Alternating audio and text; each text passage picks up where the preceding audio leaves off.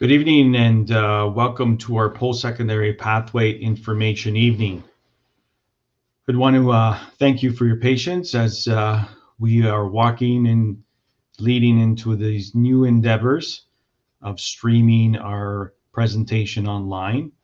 And so with that, before we begin, we'll begin with our prayer. In the name of the Father and the Son and the Holy Spirit. Amen. Lord Almighty God, source of light, truth, and eternal goodness, transform this present moment into a time of vision and inspiration. Help us to find wisdom. Shed light on our thoughts as we help the people we love to make important decisions as they take their first steps towards adulthood. Amen. In the name of the Father, the Son, and the Holy Spirit. And now we'd like to begin with our land acknowledgement. We are gathered on the ancestral lands and waters of all Indigenous peoples who have left their footprints on Mother Earth before us. We respectfully acknowledge those who have walked on it, those who walk on it now, and future generations who have yet to walk upon it.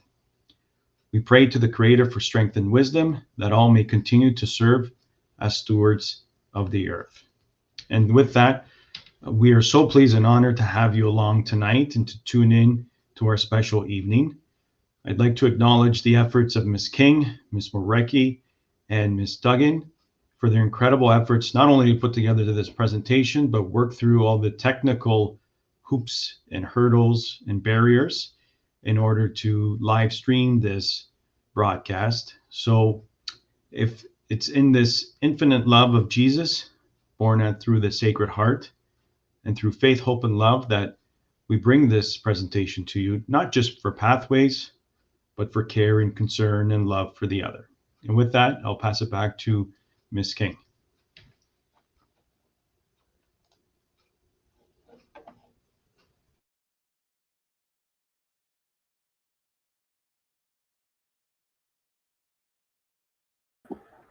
Oh.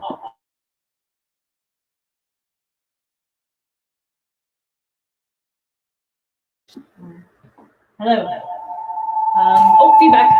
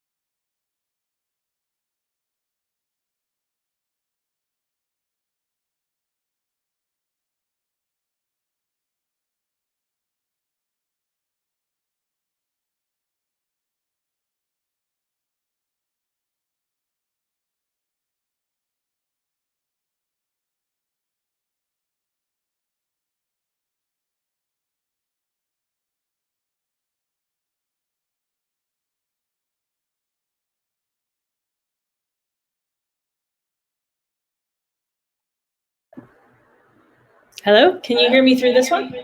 Okay.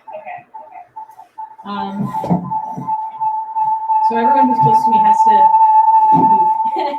Sorry guys about the feedback.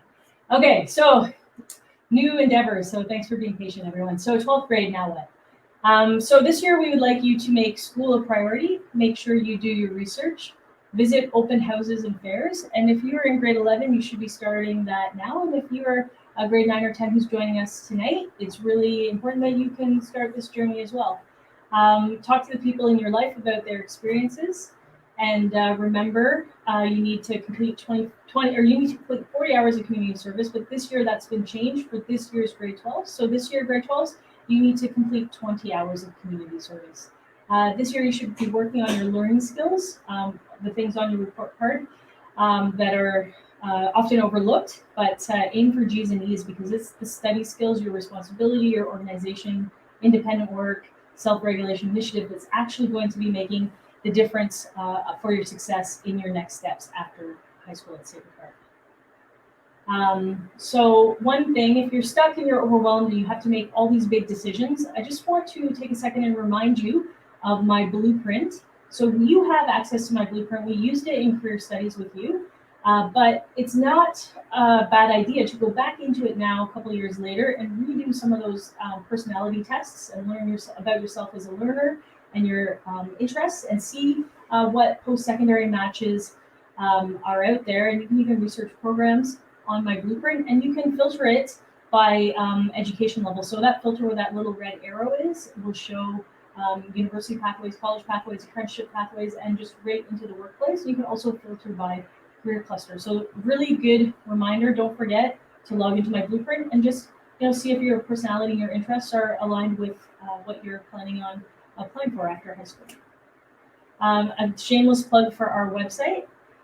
We've updated it often. The information is current. So we have lots of useful links on here, linking to other useful websites, course selection information, obviously for you guys when you're looking for that, course change form, and how to book a guidance appointment. So that's the thing that is new for this year. If you'd like to talk to any of us guidance counselors about anything you see tonight, please fill out that guidance appointment and we will get back to you by scheduling you an appointment through Google Calendar, so watch for the emails.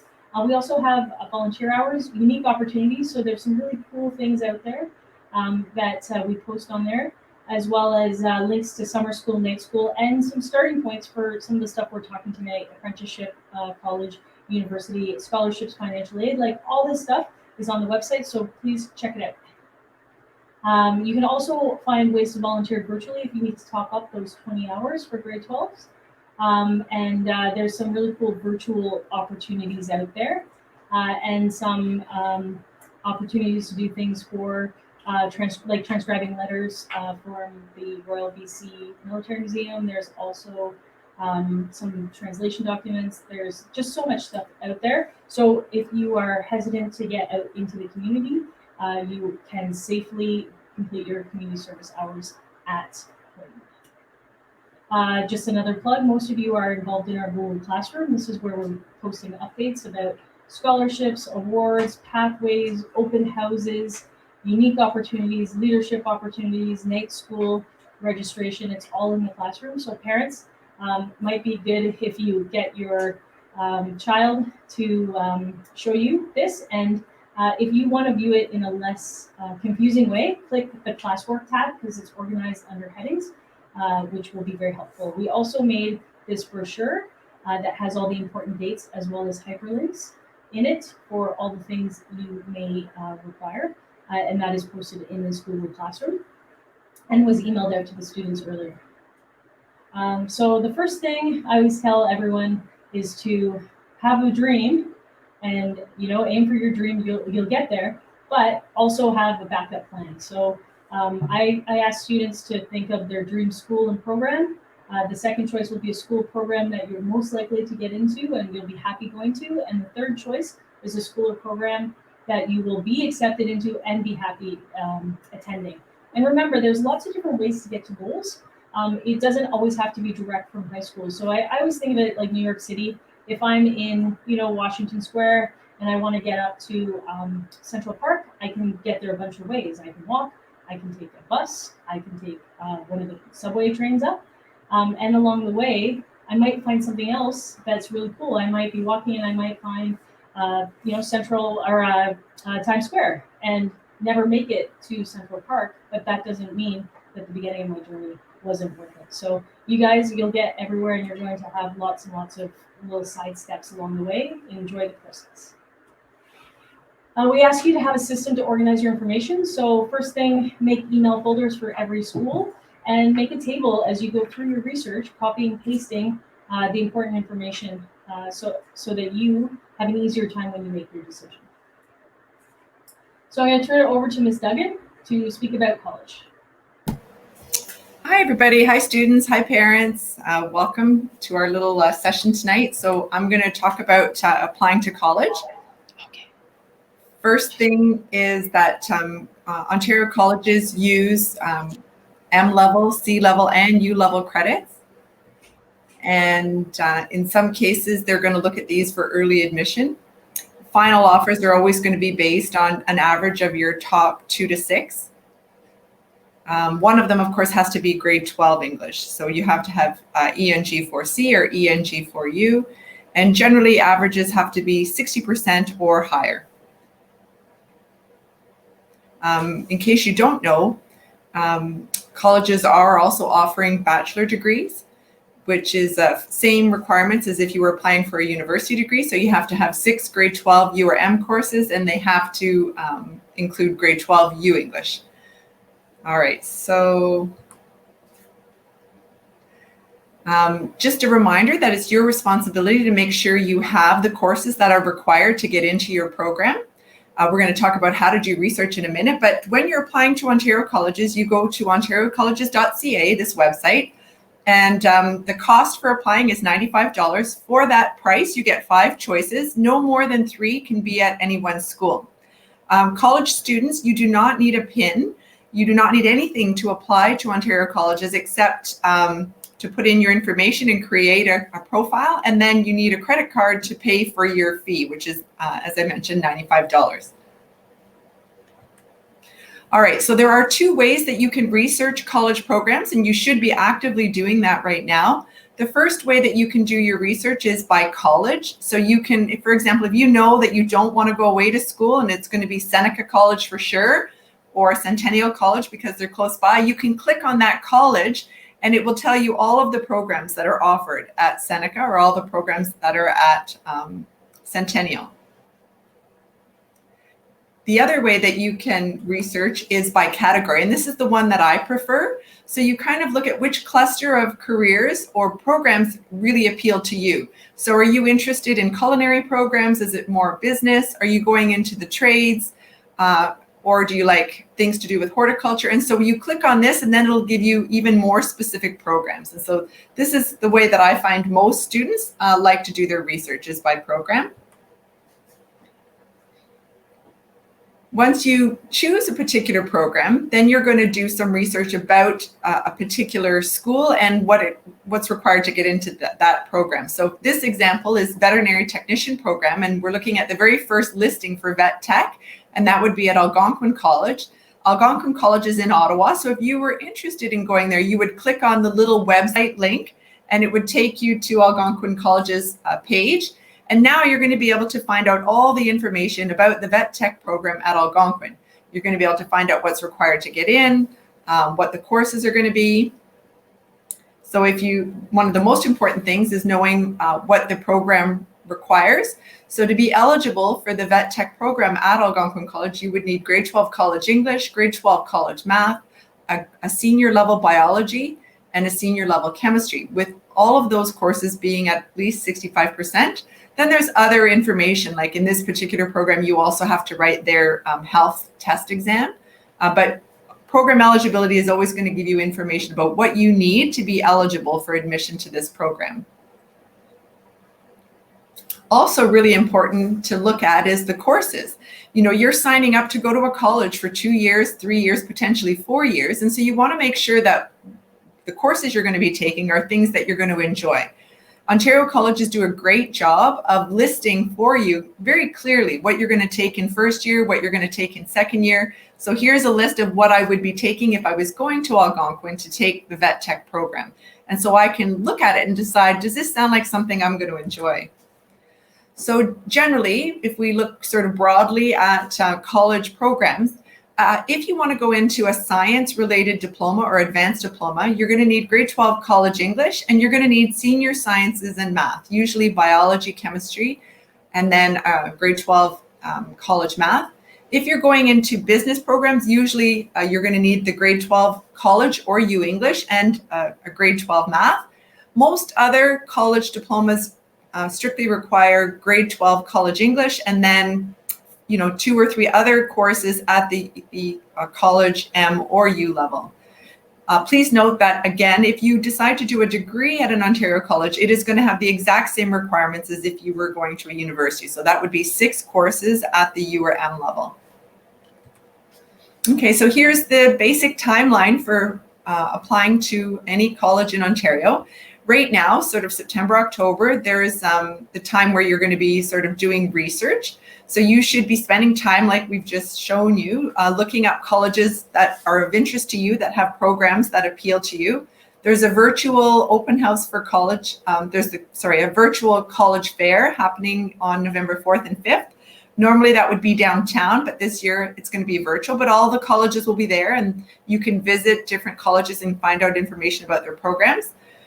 Now in early October, the applications have gone live, so you can actually apply tonight if you want. All you have to do is create an account going to ontariocolleges.ca. I put a link there too. There's a lovely video on the Ontario Colleges website that walks you through step by step how to create your profile, how to put in your 5 choices, and how to check back to see when you get offers of admission. February 1st is a really important day for those of you applying to colleges. That's the last day that you can apply for equal consideration. What that means is that if you want to get into a competitive program, you have to apply by February 1st because colleges will start sending out their offers shortly after that deadline. And so you may not get a spot in a program if it's competitive. People still do apply after February 1st, and there are still programs that have space, even into June. But if you want competitive programs, they're going to fill up quickly after the February 1st deadline. So we really recommend that you apply early to give yourself a fair chance at some of the more competitive programs. Another important day is May 1st, and that's going to be the last day that you can accept an offer from one of the colleges. So you may get 5 offers, but by May 1st, you have to decide which of them you're going to accept. And then, of course, in June, you need to put a deposit for your tuition and start, making plans in terms of if you're going to, need to live in residence or whether you're going to live at home and commute. But all of those things have to be decided by June. One thing I just wanted to mention is that there are other ways that people can go back and forth between college and university. And one of them that I really love is the collaborative programs between the colleges and universities. You can find this under applying types of programs on the Ontario Colleges website. But collaborative programs basically allow you to do 2 years to get a diploma and then 2 more years to get a degree. The most common collaboration that exists between colleges and universities is for nursing. So students may do, for example, 2 years of practical nursing at Seneca College or at George Brown College, and then they transfer to York University and do 2 more years to get their Bachelor of Science in Nursing. So then they would have their registered nursing designation as well. If you were going to George Brown, you would do your second 2 years at Ryerson. So you would have both a practical nursing diploma and you would have a registered nursing degree. So you would have both. There are other collaborations, but nursing is one that a lot of people know about. So collaborative diploma and degree programs are amazing. And you can find information about them both on ontariocolleges.ca, but also on OUAC info. Another thing to just mention is this great website called ontransfer.ca. And this is basically a method of finding out about doing a diploma after you would do a degree or doing a degree after you do a diploma. So unlike 20 or 30 years ago, now post-secondary institutions are very good about taking students back and forth between the 2 types of institutions. So many students will do 2 years at a college and get a diploma, and then they'll transfer to a university, and the university will give them credit for the 2 years that they did at the college and take some of the time off that's required for doing the degree. Similarly, many students who do a general degree go back to college and do a diploma afterwards. My niece, for example, did a degree in fine art and then went back to college afterwards and did a diploma in graphic design. And now she works for an advertising company in graphic design. So a lot of students go back and forth doing a diploma or a degree after their first one. Couple good examples of this 2+2 kind of transfer program. Seneca has a really great one that students who live in Newmarket are really lucky to take advantage of. It's a 2-year arts and science general diploma that basically gives you automatic admission as long as you maintain a B average into York University when you're finished. I think as long as you're, and it's very general. So you do sort of general courses in history, in English, and psychology, and then you transfer into York and you finish your last 2 years and get a Bachelor of Arts. Similarly, Lakehead University and Georgian have an agreement now where you can do 2 years at Georgian and then 2 years at Lakehead. And this time you get a Bachelor of Science in Applied Life Sciences and a biotechnology diploma from Georgian College. All right, next up is Ms. King. She's going to talk to you about applying to university. Hello, everybody. So I'm going to be talking about applying to university. So university pathway admission requirements for direct entry from high school, if you wish to go directly, are 6 grade 12 U or M level courses. So grade 11 U and M level courses are considered for early admission purposes and conditional offers only. So although some final offers, especially this year during COVID, might be using your grade 11 marks, generally speaking, you're looking at your best 6 grade 12 U or M level marks, one of which must be ENG for you. Averages depend on the program. Generally, to go to university, you're looking at about 70%. Most are well above that, just depending on what you're looking at. University applications, unlike the college, does require a personal identification number or a PIN to create an account, and your unique PIN is going to be mailed directly to your houses in traditional snail mail.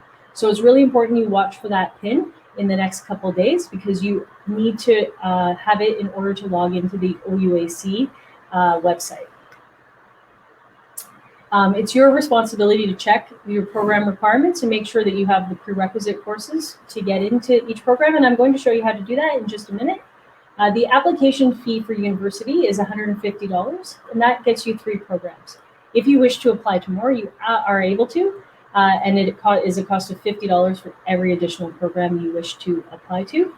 Like the Ontario Colleges website, there are some amazing, very useful video tutorials that I've put a hyperlink to in this doc, and the slides are included in under the video on our website, but also on this YouTube channel as well. I put the link to the slide deck in there, and all these links are clickable and usable for you. So in order to find out what programs are at university, the easiest way is to click the Programs tab and then click Find a Program on the right-hand side of your screen. There is a little filter you can get by clicking Showing Advanced Search Options that will let you, very much like the college website, search by university. So if you want to look at staying home and commuting and looking at places like York or Ryerson, you can search the programs that way. You can also browse by category. So if you look on the other side of the screen, you can see agriculture, food, forestry, resource management, vet sciences. There's 37 programs, and you could click that and you would get a list of all those programs. So we encourage you to search through the site in a variety of ways. Once you do find a program, so I'm just walking you through Queen's Commerce. These are tabs across the top. So you click the program and you end up on this screen, and there's an overview. So this is like a snapshot of what it tells you what you need to get in. So the grade range to get into Queen's Commerce is 87% plus or higher. They take about 500 students, the enrollment says. While we're here, I just want to draw your attention to the 2 little buttons at the bottom. One says University website. That would take you to Queen's University website. Maybe not so useful as you're researching, but the program website is what would be very useful for you. So click the program website and see what's there. So oftentimes there's a video, there's a blurb about the program. There's stuff that tell you where the graduates get placed. And the most specific thing I want to draw your attention to in there is you can usually find a link to the course calendar for that program. So course calendars are very useful to help you make your decision, because it's not just a matter of getting into the program, it's a matter of being willing and wanting and enjoying the courses that are part of that program. So please take a look at how the credits work there, and as well what you need to take to earn that degree. So admission averages are calculated by an aggregate, right? And I want to explain to you what that means, because it's a little bit different than the way you maybe think averages are calculated.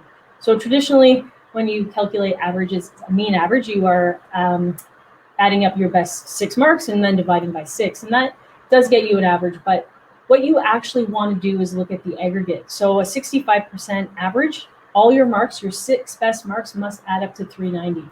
A 71% average is 426. An 80% average, your 6 best marks must add up to 480. Now, knowing how to do it this way is very useful, because it will help you once as you have your marks complete, your final marks, you can actually tabulate this and figure out what you need to get in your courses later on in the year. So it's really empowering. And if you're confused about this, set up a guidance appointment where we'll be more than happy to walk you through and help you figure it out. So back to this Queen's Commerce example. The next tab over is requirements. So this is going to tell you the required courses that you must take in high school. So for this example, Queen's Commerce, you need to take ENG4U with a minimum mark of 80%. You have to take MCV4U, that's calculus and vectors, with a minimum mark of 80%. One other 4U course in math, so that could be data or advanced functions with a minimum mark of 80, and 3 additional U or M level courses in grade 12. The other thing I want to draw your attention to is the fact that some programs at some universities are considered grades plus. So what that means is grades plus an interview, maybe grades plus a portfolio, grades plus an audition. And in this case, it's grades plus a personal statement of experience, supplementary essay. So Queen's Commerce, you must do a personal statement essay. So that's that. And pay attention to the deadlines because they very much matter. And schools will be communicating to you by email. So please have a system to monitor your email, have a system to track your email, have a system to keep track of deadlines and due dates, because the schools will just not accept you if you don't meet that criteria. So broadly speaking, university admission requirements, arts programs, so Bachelor of Arts, which is things like history, English, classical studies, sociology, psychology is in here. If it's a Bachelor of Arts, require generally ENG4U plus 5 other grade 12 U or M level courses.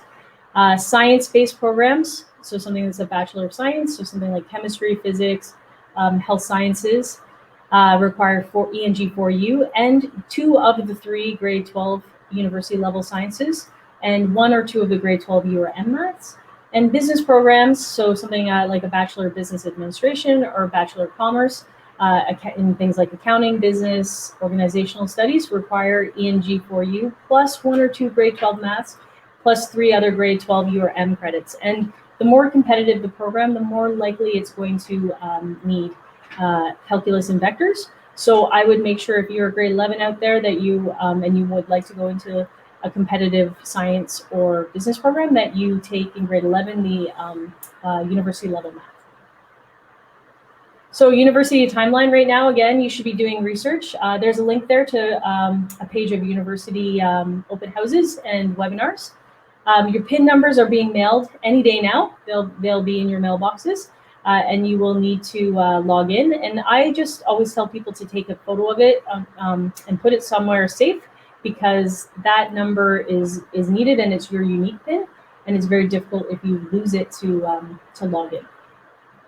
January 15th is the deadline to apply. That's the equal consideration date. So anyone who applies before that date is equally considered for all the programs. Please do not apply on the 15th because the system sometimes gets overloaded and crashes and gets really finicky, and then students panic because it's the date of the deadline and they're not able to submit their applications. A really great time to do this is over the winter break. So when you go home, maybe those first couple days before Christmas, log in, submit your applications, and then just wait for the emails, the next emails telling you what to do. February through May is when they do, if you're doing like an ESL student, you have to do some ESL language testing, or if there's an interview or a portfolio, audition, an essay, that sort of stuff will happen in that window. So please check your email for instructions and make sure you meet the deadlines set by the university. So February 4th is the last day to make changes to your program, and mid-February to May 27th, offers of admission are sent out. So this is early offers of admission will come in February. You don't apply for an early offer of admission. Early offers of admission are offered to you if the university likes your grade 11 and your grade 12 marks so far. So you don't have to check a box. It doesn't make a difference if you apply earlier than later, as long as you apply before the deadline. And just a reminder that all offers are conditional. So once you have a spot, you still need to meet the conditions of that offer. So if it was like that 80% in that math class, like in the Queen's Commerce, you must meet that. Also check in this time from February onwards for scholarships, bursaries, awards, apply for OSAP. Your residence applications and deposits will come out at this time, and all those dates vary by school. So it's really important that you check your email and have a system to file those emails to be able to go back to earlier. I'm going to turn it over to Ms. Barecki for a full disclosure. Good evening, everyone. Thank you for joining us. I'm very pleased to be joining Ms. King and Ms. Duggan this evening to share this important information about your post-secondary pathways and your next steps. I'll begin with a couple of important reminders, the first being full disclosure.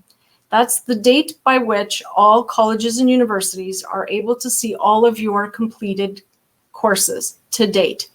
This year, the first full disclosure date has come and gone. It's October 23rd for Quad 1. There will be upcoming disclosure dates, and we will share those with you on our Google Classroom as they become available to us. So at the end of each quad, this process will renew itself. Just be sure to keep checking our grade 11 and 12 Google Classroom for these updates. The next reminder I'd like to share with you is for those students who have completed courses with other institutions, online institutions. It's your responsibility, but you can book an appointment with your guidance counselor to help you through the process to make sure you grant access to that outside institution to your UAC account so that they can upload any completed grades. Of course, you do also have to share that information with guidance so that we can update your credit history. Those are two very important things you should be considering if you've completed courses and you'd like to know the transparency behind how marks are shared with post-secondary institutions.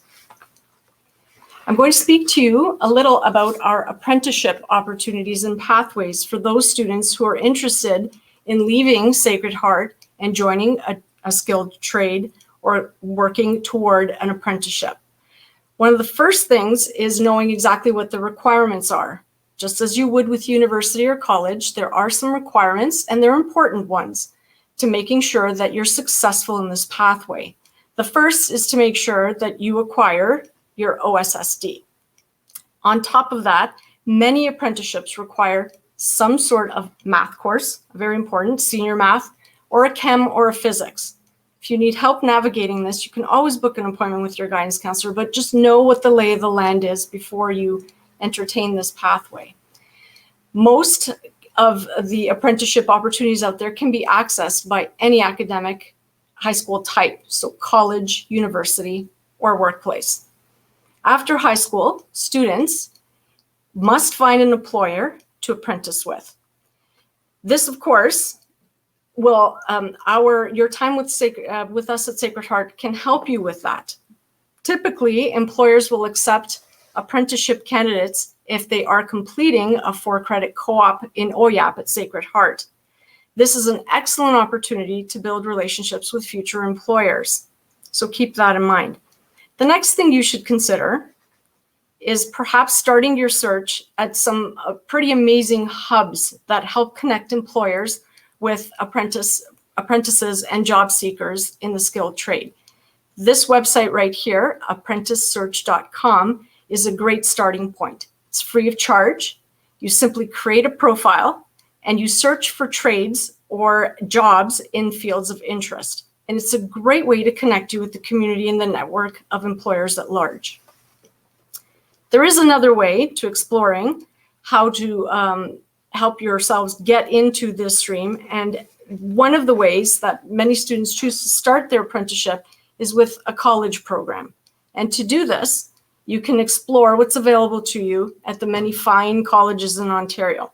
So for further explorations, for example, on this page that's being broadcast right now, you can just simply click on the professions and trades to find out a list of trades that you can begin a more formal study in college for. For example, what you have on the screen here is a sample page from Durham College. And essentially here, what you have is an overview of the program where you can look for foundational programs to help you in your pathway toward your apprenticeship.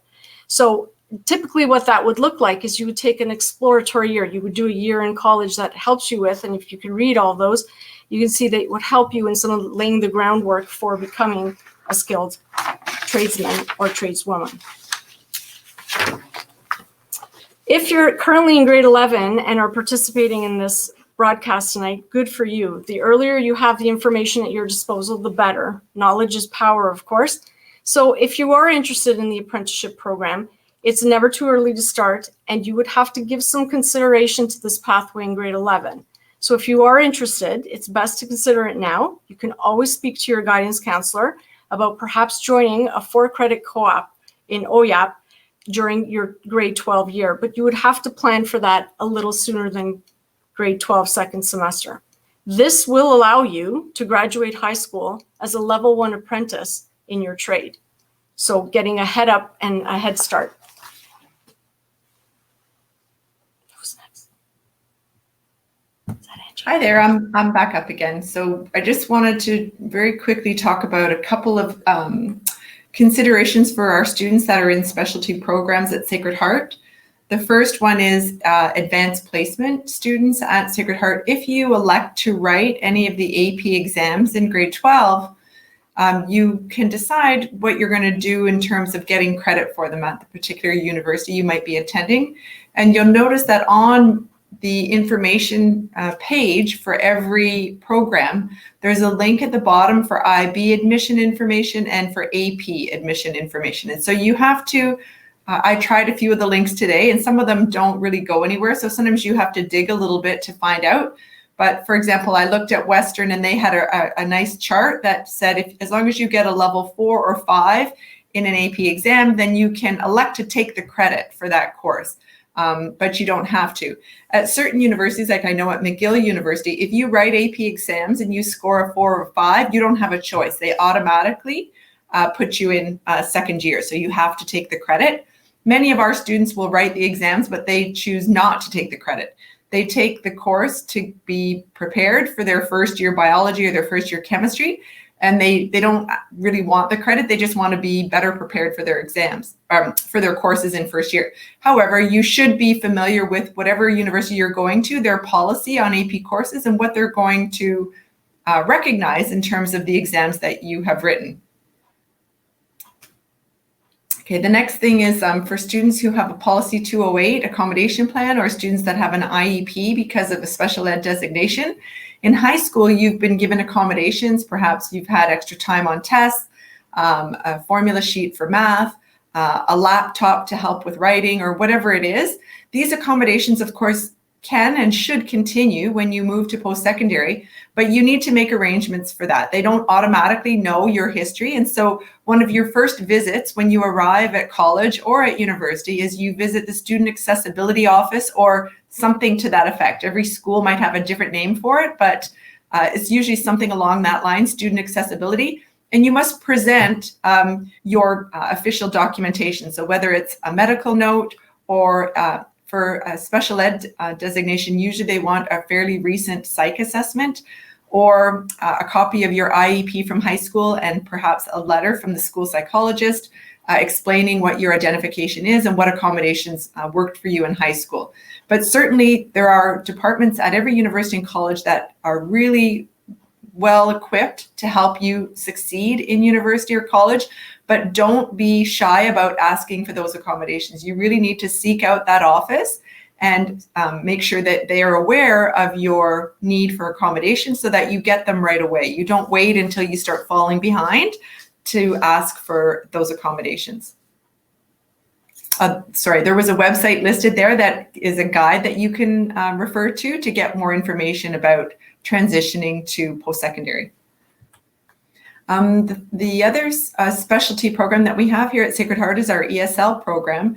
And so it's really worth mentioning that many ESL students are required to write a language proficiency exam before they start college or university. And the policy varies from school to school and even from program to program. And so you really have to make sure that you check admission requirements for your program to see what it is you're going to be required to do. Some students are shocked to find out that even though they've been in Canada for 3 of their 4 years in high school and they are still required to write the TOEFL or some other English proficiency exam. So certainly your guidance counselor or your ESL teachers can give you more information about this, but we thought we best mention to you that you should be checking that requirement. So if English is not your mother tongue and you did not do all of your schooling here in Canada, you may be required to demonstrate your proficiency at the English language as part of the condition of your admission to certain programs at both colleges and universities.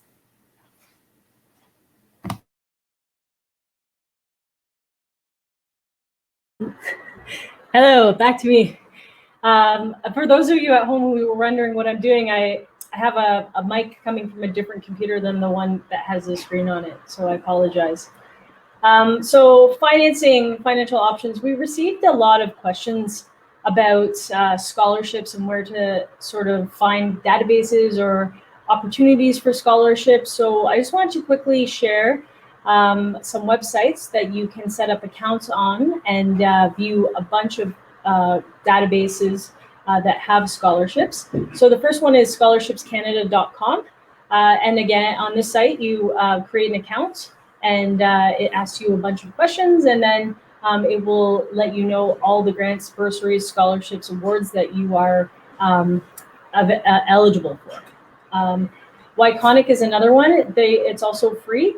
And this is devoted to helping high school students find information, again, about scholarships, bursaries, grants. And the links for all these websites are hyperlinked into this document. So if you would like to click it and create an account, you can. The other one that just to get you started is ScholarTree. Again, same thing. You set up an account and it asks you many questions, and then it will let you know what you're eligible for. So please set up accounts there and get started on finding some free money. The other place you can look for scholarships is on Ontario University's info. In the top tab, there is a finance, and you can look and filter, use the filters to filter by school, by dollar range, by grade, by application, or if it's renewable, which means a renewable scholarship, it will renew itself if you continue to meet the criteria that was outlined, and they'll keep giving you money every year as opposed to just a single award. So that's just enough to get you started. We do have another supplementary presentation on scholarships coming up. So the important dates coming up are Canadian College and University Fairs, November 6th to 7th from 12 p.m. to 6 p.m. And again, these are all hyperlinked, so they're great to their websites. And this is going to be useful for you if you want to look at some programs outside of the province. So if you're looking at maybe like a UBC or an SFX or McGill, this would be worth looking at. Then there is the Ontario Virtual College Fair. So that's the OntarioColleges.ca fair, and usually it's down at the Intercare Centre. And it is now a virtual. They've created a virtual fair. It's timed, so from 4 to 8 or from 9 to 1. And you do want to look at this and register because there are different breakout workshops and webinars, and you should look and see which ones apply most to you and sign up for them. Apprenticeship and skilled trades. We have a presentation on October 30th between 1 and 2, and we have a guest who is going to be telling you about those opportunities. Her name is Liz Enriquez, and she actually is a recruiter for George Brown College. She'll also be doing one on how to apply to college on October 29th from 2:30 to 3:30, and the link there is to join. And one presentation that she is absolutely amazing at, and I really would encourage all of you to do, is the paying for college and university. She has a very amazing, very comprehensive presentation that will change your life. And the last thing is Ontario College University Overview Night with Liz Enriquez and Jennifer Duggan. She's a recruiter for U of T Mississauga, and they do a little bit of back and forth talking about the pros and cons of both university and college, and we've included the link there to join. So thank you very much. Yeah, so we'll get to the questions in just a second. Who's my guidance counselor? So if you've heard something tonight you want to talk more about, please don't hesitate to click the link with the person's name that applies to your last name, and book a guidance appointment and watch for the appointment on your Google Calendar. Thank you. Questions? Yes. Yes. Our first question from Michael, I'm sorry if I'm mispronouncing your names. What if my English 4U mark isn't my last quadmester? And how will they see my mark? I'm assuming that's university or college. Okay, I'll answer that. So they will be looking at your grade 11 mark to predict your grade 12 mark. That's the short answer. So if we've answered your question to your satisfaction in the chat bar, could you just say thank you? That way we know. Otherwise, you can follow up with your guidance counselor. The next question comes from Cole Kim, and he asks, are the requirements mentioned in the February mark in the university timeline for grades plus, or are these for a different purpose? Does that make sense? Are the requirements mentioned in the February mark in the university timeline grades plus, or are these a different purpose? So you will only need to do a grades plus if the school has asked you to do that, whether it's a college or a university. So what will happen is they will send you an email that will tell you your next timelines. So if you are applying to a program like Queen's Commerce and you have to do a personal essay, or if you're applying to like drama at Ryerson and you need to book an audition, all that information will come. If you're applying to a college-based program that has like a graphic design component and you have to put together an art portfolio, you should probably be looking at what that is now, what those requirements are, and working on it right now, not leaving it till later. So a big thing like a portfolio or like a dramatic audition or a composition for some of the music programs, probably good to look at what those requirements are at the moment and start working on them now so you're not really stressed closer to when you have to see. Alquin, I'm sorry if I've mispronounced your name. Ashan has asked, do universities demand the results of AP exams? So do we have an option to show them our marks or not? I'm going to turn this one over to Ms. Duggan. Sure, I'll answer this one. You do not have to share your AP marks with universities. You have the choice. So when you write your exams, you fill out a form saying who you would like to share your AP marks with. If you want to share them with no one, that's your choice. You can just write the exam to see how you do. The only university that I'm aware of that makes you share or like makes you take the credit if you share the marks with them is McGill. Most universities will, you can share the mark and then you would have to negotiate with them if you wanted to get credit for it or not. So some students may send their marks to the university and then not even take the credit. They might wait and then decide as they're going through, yeah, I could use a first year chemistry credit. I don't have time to take the chemistry. I want to go right into second year, but you do not have to share them if you don't want to. So if we've answered your question, just please in the chat bar, give us a thumbs up. The next question comes from Cole Kim. And I think this one I can answer, if that's okay. I'm registered for an AP Chem, but I have not received anything by email yet. That's a simple answer. Just email Mr. Matone. He's our AP coordinator, and he will get you set up for your exam registrations. Okay. The next question comes to us from Angelica, and she asks, can you explain to us what exactly is conditional offers? Sure. Will they look at my grade 11 grades? Sure. So a conditional offer it's a conditional offer. So it is, for most of you, when you get your offer and it's conditional, you will meet the conditions of the offer and the offer will be accepted and you will enter into that program. If you do not meet those requirements, so say you needed an average of 80% and you ended up with an average of 60% overall, then they could rescind that offer. Did I miss something? Nope. Is that okay? That's good. Okay, our next question comes, our next question comes from Tristan. What about if we don't want to apply to university straight out of high school? Does that change anything? Oh, hey, that's an amazing question. I'm really glad that you put that offer on the table. Of course, it's not a bad idea sometimes to take some time to volunteer or work to save money. So you are totally able to take a break, take a gap year, they call it, And we actually have some on our website. We have some under unique opportunities. There is a Gap Association that presents opportunities. If you are looking to just take a little bit of time to figure things out, you can do.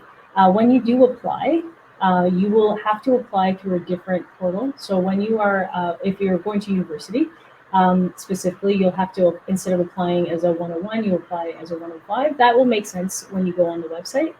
For college, the good news is you can just set up a college account and then begin your program. So you just would log in and create the account just like you would this year, no problem. So yeah, and we're always here to help you. So if you did graduate and you did want to ask your guidance counselor from high school a question after that some time away, you absolutely could reach out to us. We're happy to help you as an alumni. Next question comes from Francisca, and she asks, this year I have English grade 11 and 12. What should I do if the university or college asks for other 6th grade 12 classes? I only have 5. Who wants to take that? I'll take that one. So Francisca, in grade 12, so it doesn't matter the year that you do the university course. So if you did ENG for you in grade 11, and then you did 5 other grade 12 courses in grade 12 plus 1 more, because you would need maybe a course in something else just to have 6, because you need to have 6 as a grade 12 student to be at Sacred Heart. So maybe you have like a gym or something, or maybe a co-op, then your 6 will count. You don't have to do the 6 grade 12 U or M courses in your grade 12 year. You could even do 1 in summer school before grade 12. Ms. Duggan, could you answer this follow-up question from Elquin? Again, I apologize for the name pronunciation. So you have to decide before the AP exam to share it or not with a specific university? When you write the AP exams, you direct the college board as to who you want to share your marks with. So if you've applied to McMaster, to Western, to Queen's, and you want them to get your AP scores, then when you sit for your exam, you indicate that you want to, or actually before you sit for your exam, when you're registering for your exams, you indicate who you want to share your results with. And you don't have to share your results with anyone. So you decide who gets copies of your AP exam results. Okay, thank you for the question and answer. Next question comes from Joy, and Joy asks, if we wanted to apply for university in grade 11, how do we receive a new applicant? Okay, so the answer to this one is really easy. You cannot apply to university as a grade 11 student. You must wait until you're in grade 12 and you get your PIN in October. So that early admission stuff I brought up previous, you cannot apply to university in grade 11 for Ontario universities. If you are looking outside the province, you have a scholarship or something, that's a different conversation, and you need to talk to your guidance counselor. But current grade 11s, you get to sit tight and wait till grade 12 to apply. Next question comes to us from Samantha, and she asks, I wanted to apply for the Nursing Collaborative Program in Seneca York University. The admission requirement states OSSD is the only thing needed. Does it matter if I took C courses? So for college, you can, for college diploma programs, you absolutely can count C-level courses. So I'm just going to ask everybody, if you're asking really specific questions about your own stuff, we are really happy to help you and would like you to book a guidance appointment. And I think with this, I'll turn it over to Mr. Matone for some closing remarks.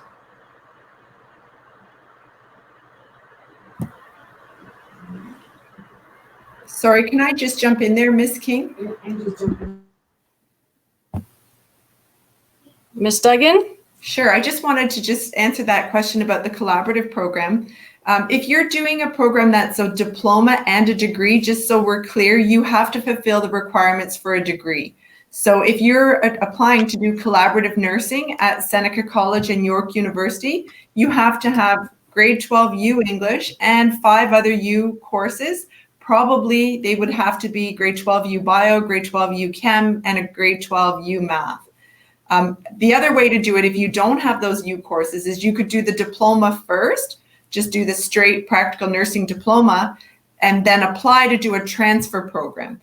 But if you're going in right from high school into a collaborative diploma degree program, you have to fulfill the requirements for a degree. And so the information will be listed on OUAC info as well. Sorry, Mr. Machone, over to you. Thank you, everybody. And so about just less than 60 minutes later, I know some of you in the chat were, a little bit in awe, 67 slides later. So there's a lot of information there. And the first thing I think I'm gonna tell is I'm gonna relate a little bit of my experience to you as a former guidance counselor. How I ended up in this chair as a vice principal wasn't a straight line. And I don't think we have it in our presentation, but there's a popular graphic that we show where it's a kind of a squiggly line and it's backwards, forwards, up and down. And then you end up getting to where you are. And so after university, I went to college and I studied real property administration and I worked in that field. And then I went back and I did my Bachelor of Education. And then I went back and I did my master's. And the differences are real. One's much more theoretical, unless you apply to a real standardized program in university. The merits of college, the college pathway, are very real too. The specific training you get, you can walk into a job and be job ready then as soon as you graduate or even before you graduate. And now even more, those two worlds are so much more closely aligned, college, university, that you really need to look at the big picture overall. Yes, if you have dreams of becoming a doctor, a lawyer, engineer, dentist, what have you, you're going to focus on that university pathway. But at the end of the day, you have to pick an industry or a sector where you can see yourself getting up early before you have to be there, getting to work, staying late, being motivated to work in that industry, and you find your way. And being successful doesn't always mean that you get it right on your first chance. Okay, so setbacks and detours and U-turns and all those good things that life presents you could be frustrating, challenging, but it's a journey. And you have to start with a dream, as Ms. King said in the beginning, and then you work there, and then you find out the ways, right? So there's where you want to go, and then there's also how you get there. And the how you get there, as Ms. King said, doesn't always conclude with a straight line or direct path. So keep that in mind. So having said that, I do want to take the time, especially to thank the team for the technical side, because this is our first run. And other than some sound issues at the beginning that we were trying to fix, I really want to commend the team for taking a chance, taking a risk, being vulnerable. Sometimes in our learning or journey will also help us go a long way. So with that, I think I want to thank everyone. I want to thank everyone who tuned in today from the cozy confines of their home. And please, if you do have questions, reach out to your guidance counselor. Fill out the form to make an appointment. And AP questions, if you haven't been invited to the AP classroom and you didn't get that invite with the class code today, if your class hasn't started by me, contact me directly. Okay, so with that, this brings to a close this evening's festivities. And thank you very much for tuning in, and stay safe. Thank you, everybody.